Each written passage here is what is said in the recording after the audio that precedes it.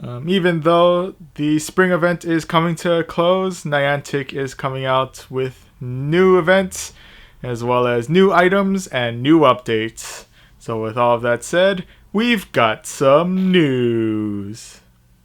So first up, just a few quick updates. Right now, if you haven't claimed it already, there is a brand new 1 PokeCoin bundle out in the shop. And this one contains 30 Pokeballs, 20 Great Balls, 15 raspberries, and 20 pineapple berries. So this bundle will be available until Monday, April 20th at 1 p.m. Pacific time. So if you're in need of either Poke or Great Balls, or if you're in need of Raz and pineapple berries, definitely try and capitalize on this before the end of the week. So one more quick update, the item storage capacity has been increased to a maximum of 3,000. So if you've been wanting to capitalize on the PokeCoin bundle but don't have enough room in your storage as of right now, you'll now be able to increase it all the way up to 3,000 in order to make some room for the items in this bundle. Unless you've already maxed out your capacity to the new limit of 3,000, into which case, I'm sorry, there's nothing I can really help with that.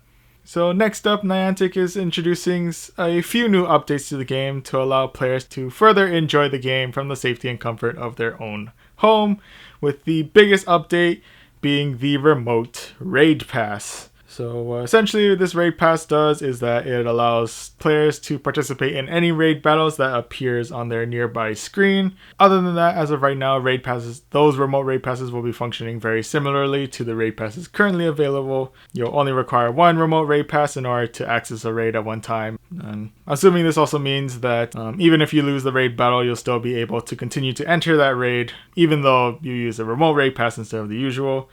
They do still specify that there is still the 20 trainer limit for a raid battle, and they also specify that there will be a limited number of trainers who are allowed to use the remote raid pass, and any raid battles that are completed using the remote raid pass will still count towards any raid related research tasks or achievement medals.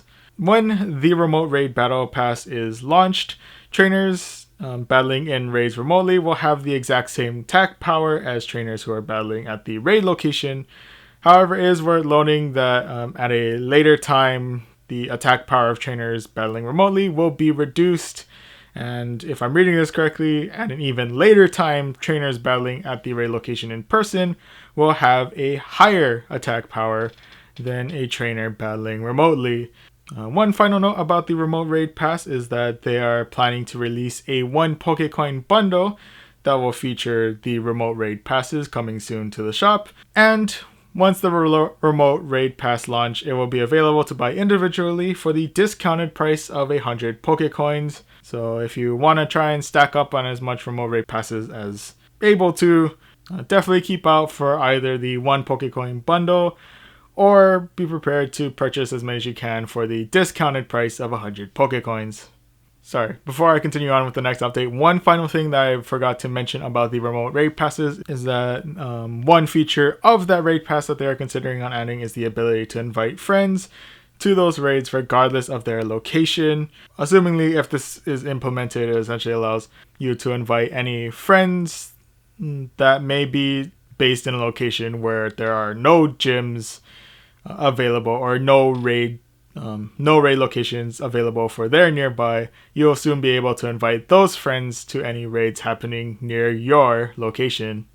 So another update that Niantic is planning to add to the game is that at midnight of every day you'll be receiving a bonus task without having to spin a Pokestop, and this field research task will specifically be one that you will be able to complete from home. It is worth noting that if you don't have an open field research slot, then a fourth slot will appear in order to accommodate the bonus task. However, if all 4 field research tasks are filled, you won't be able to receive a new bonus task. As of right now, I'm not sure if the 4th task slot includes the stacks of encounters that you can have at the very top of the field research task bar. I'll definitely keep you guys posted as to whether or not that counts, considering I do have a few field research encounters still kind of waiting in queue. I'll let you guys know most likely through either Instagram or Twitter. Once again, the links to those social media sites are available in the description down below. So the next update that Niantic is soon planning to release, if you are currently running low on gifts to send out to your friends, soon your buddy Pokemon will be able to run over to the nearest Pokestop and will be able to get a new gift for you to send out to your friends. It is worth noting that when this feature does come out, it is accessible for any level, any buddy level that you might have, whether it be all the way from just good buddy all the way to best buddy. So another update that Niantic is currently working on, soon you'll be able to power up your Pokemon from 0 to 100 real quick. So as of right now, how powering up Pokemon works is essentially you pretty much have to press the power button incrementally for every single half level until you get to the desired CP, but you'll soon be able to just give all of the candy and stardust needed to power up your Pokemon to a desired CP level all in one time. So I'm assuming it'll function very similarly to how you're able to use as many rare candies as you want at one time instead of having to go through it one at a time. Along with being able to stack up power-ups for Pokemon, you'll soon be able to also stack up multiple star pieces, lucky eggs, and incense at a time to extend the effect durations. So originally you can only have one star piece, one lucky egg, and or one incense on at one time, and usually those will last for the entire 30 minutes until that time eventually expires. But soon you'll be able to stack the effect durations of these items all the way up to an upper limit of around 24 hours. Finally, for just some general quality of life updates to look forward to, battle screens have been polished, so the way HP bars appear will be updated to be consistent across all battle systems. Pokemon types will also now appear on the battle screen along with text that tells you whether a move is super effective or not very effective. And the shop icon in the Pokeball menu will soon show a notification if there are updated boxes or new items in the shop. So finally, Niantic is soon planning to host their very first Incense Day event known as Incense Day Type Shuffle. So on Sunday, April 19th from 11 a.m. to 5 p.m. in your local time, throughout the entire event, Sentret will be appearing more often through Incense during this time, and if you're lucky, you may still be able to get yourself a shiny Sentret. And during this time, you'll be able to get yourself a 1 PokeCoin bundle that features 3 incense in the shop. So ultimately, if you've already run out of all of your incense from the very first PokeCoin bundle, during this time you'll be able to pick up this bundle in order to get at least 3 hours of gameplay out of it. So you'll be able to at least capitalize on 3 out of the 5 hours of this event. And in addition to Sentret appearing more often in Incense, there will be Pokemon of different types that will be attracted by the Incense. And these typings will be shuffled every hour. So from 11 a.m. to 12 p.m. in your local time, Water-type Pokemon such as Poliwag, Tentacle, and Spheal will be appearing more often as the Incense spawn. And if you're incredibly lucky, you may encounter a Clamperl. From 12 p.m. to 1 p.m. in your local time, Fire-type Pokemon will be appearing more often in your Incense spawns. Pokemon such as Growlithe, Ponyta, and Houndour. And if you're lucky, Litwick might make an appearance as well. For me personally, I am definitely looking forward to trying to get myself a shiny Ponyta, because I just really, really want that blue-flamed horse, dang it.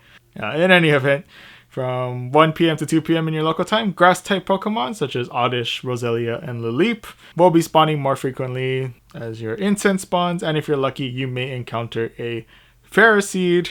Personally, I feel like I'm fairly good on Ferroseed ever since the research encounter, but I guess the candies are always welcome. From 2 to 3 p.m. in your local time, Psychic-type Pokemon such as Slowpoke, Baltoy, and Bronzor will be making an appearance, and if you're lucky, you may encounter a Gothita. From 3 to 4 p.m. in your local time, Bug-type Pokemon such as Caterpie, Ladybug, and Skorupi will be appearing, and if you're incredibly lucky, you may encounter a Joltik.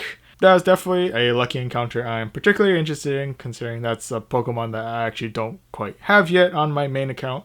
And finally, from 4 to 5 p.m. in your local time, Ground-type Pokemon such as Wooper, Barboach, and Hippopotas will be making an appearance as the Incense spawn. And if you're lucky, you may encounter a drill burr.